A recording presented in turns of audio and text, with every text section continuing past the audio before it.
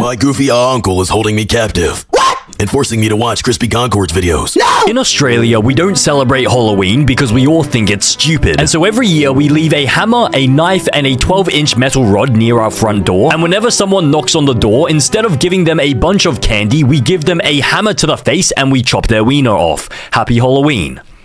Get it? Because we chop their ween off?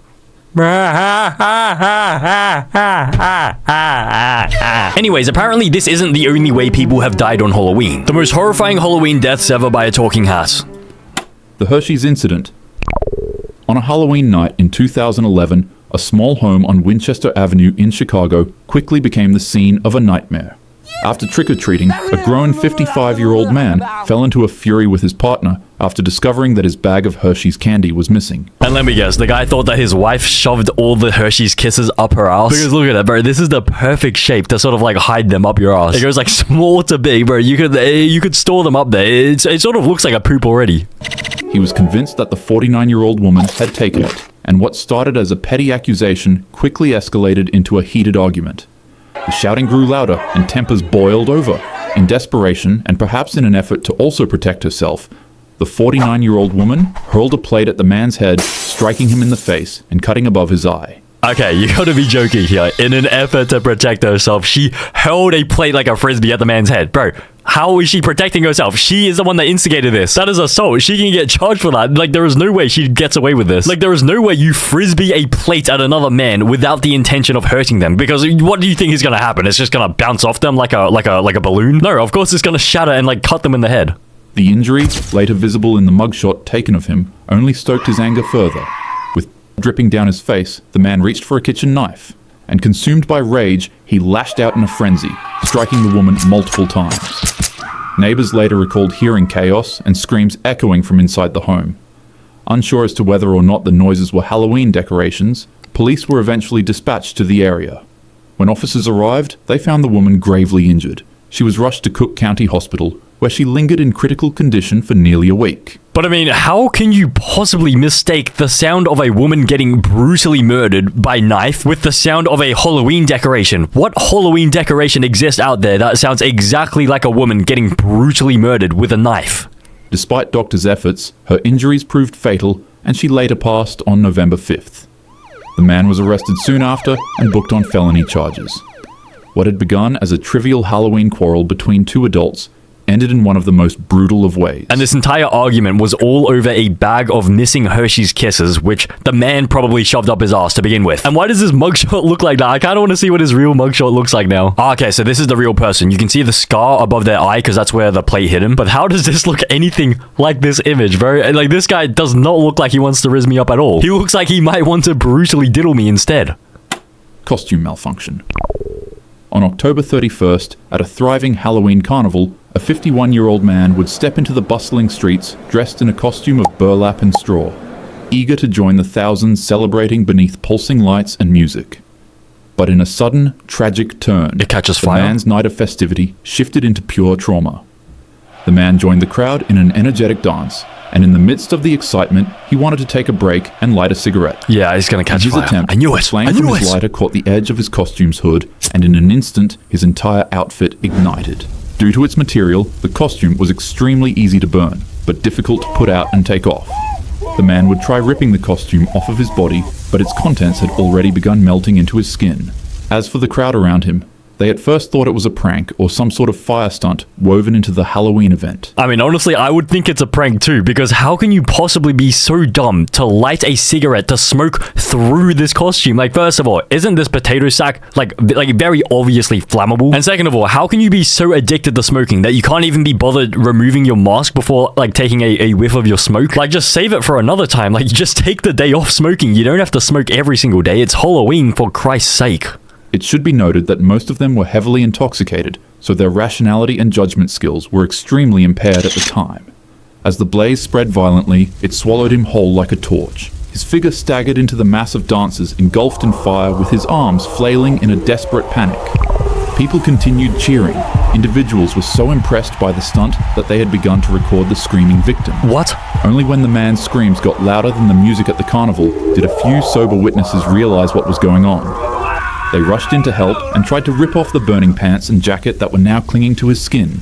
People took water bottles from their backpacks and emptied it onto the blaze, while others in the crowd continued chanting, snapping pictures, and dancing to what they perceived as a stunt. Bro, I bet these people thought they were experiencing a budget version of the Burning Man festival. They had a free Temu Burning Man right in front of them. Wait, apparently a video was posted on YouTube showing the guy getting burned. Let me see if it's still up on there. I assume it won't be on there, but let me just check. Oh my god, okay, it is on YouTube. How is that even allowed? It has 326 views, posted 11 years ago in 2013. Okay, I'm definitely not going to be able to show it. Oh, wait, what is this? Live leak. I think that's a gore site. How did they post that onto this like platform?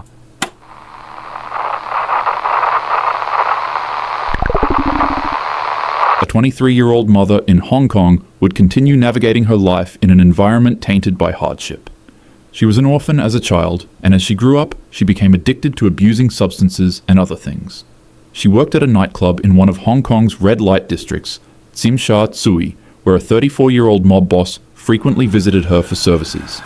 The gangster was known to be extremely dangerous as he had a horrible temper and would often do cruel and unusual things to people who wronged him. One day, after the two met with each other, the mobster would accidentally forget his wallet at the venue.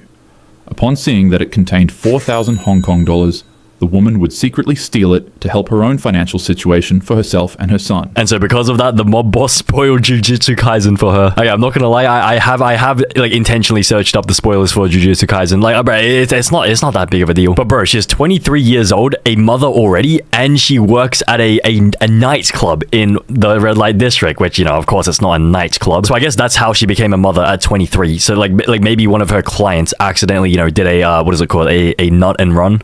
The mob boss found out, and out of fear of what he'd do to her, she immediately returned the money back to him. However, he wasn't satisfied. He demanded that she pay an additional $10,000 back to him as an interest fee for her thievery. Obviously, she couldn't meet those requests. On a calm night, as the woman made her way into her apartment after her shift, she'd hear knocks at her door. It would be 3 members of the Triad gang and a young girl who claimed that they wanted to settle the dispute with a more reasonable fee. Also, side note, the young girl seen here is actually the mob boss's girlfriend. Remember how I said he's 34? Well, she's 20 years younger than that. Yeah. Anyways. Bro, what do you mean anyways? Like we're just gonna move on from that? 20 years younger than 34. That is 14 years old. The 34-year-old mob boss dating a... Actually, you know what? The mob boss was only there for a cupcake. He was only there to pick up his cupcakes. As soon as the woman opened up the door, they ripped her out of her apartment and drove her to a rundown flat on Granville Road in Kowloon. It was there that her final horrific month of torture began. Her captors beat her with pipes, suspended her in the air with wires, burned her with wax and plastic, and rubbed peppery spices into her wounds. Each day blurred into the next. It was a cycle of torment designed not only to punish her, but to strip away at her humanity. Neighbors heard nothing beyond the walls, but within them, suffering was routine. After nearly a month of agony, her body could no longer endure the mistreatment, and she would pass away from the monstrous acts of the gang. Upon realization, the mob boss had his men disposing of her remains in bags and pieces to clear themselves of any evidence. However, in a grotesque and cruel twist, the boss would have her skull boiled clean, polished and preserved, and then stitched into his girlfriend's Hello Kitty plush. Jesus Christ. What is wrong with this mob boss? All of that because like he got $500 stolen from him, but like they returned it back. He was demanding like $1,000 worth of interest from the person. Of course, they're not going to be able to pay that back. And so because of that, you decide to boil the skull clean and just put it into the Hello Kitty doll. Wait, a Hello Kitty doll. Why does the mob boss's girlfriend have a Hello Kitty doll? Oh wait, I forgot how old the girlfriend was again. Okay, that is so weird. Night after night, the young girl would be faced with the doll as she lived with the mob boss, and he kept it in the flat they were living in. She wouldn't be able to escape the sight of the toy, and as time went on, it began haunting her. She'd start seeing hallucinations and apparitions of the woman's ghost. The spirit would follow her every day, weeping dreadfully. It'd stand by the corner of her bed, staring at her every night, and if the girl ever fell asleep, it'd show up in her dreams as well, and turn them into nightmares. In her words, she said that it kept haunting her while demanding justice. Bro, what the frick is wrong with that mob boss? Why would you force this person to have the skull in the Hello Kitty doll? So now she's become fully schizophrenic. Like, you've turned her schizophrenic. Or maybe it actually was haunted. Like, maybe the person's skull just kept haunting her, like, legit. Because I don't know, like, we can't, like, 100% say that ghosts and, like, haunting stuff, like, isn't real. 100% isn't real. There's always that 0.01% chance. And I think, bro, this is, like, evidence that, like, ghosts are actually real. It got so bad that the girl developed insomnia, and for weeks, she'd barely eat or sleep. Eventually, she broke. She ran to a nearby department, and reports from the Kowloon police station say that she turned up at the building shaking violently. As mentioned from witnesses, rather than her saying that she has a crime she needs to confess, the first words that left her mouth were something around the lines of, "I keep seeing her. I can't sleep. Please, she won't stop crying. She won't leave me alone." She was literally traumatized. The girl told police absolutely everything they needed to know, and officials set out to arrest everyone who was involved. The three men. Actually, they don't really deserve to be called that. The three criminals were all sentenced to life in prison with a 20-year minimum before parole. Wait, this one is the mob boss this entire time? Bro, what was this drawing then? How can this person be the same person as this guy over here? This guy looks like my uncle. He actually looks like my uncle. And after the trial, it was noted that she was seeing the ghost less. However, she'd still go on to experience nightmares and auditory hallucinations of the woman weeping. The last thing that was heard of her before she was relocated with an identity change was that she was being given psychological treatment and correctional therapy.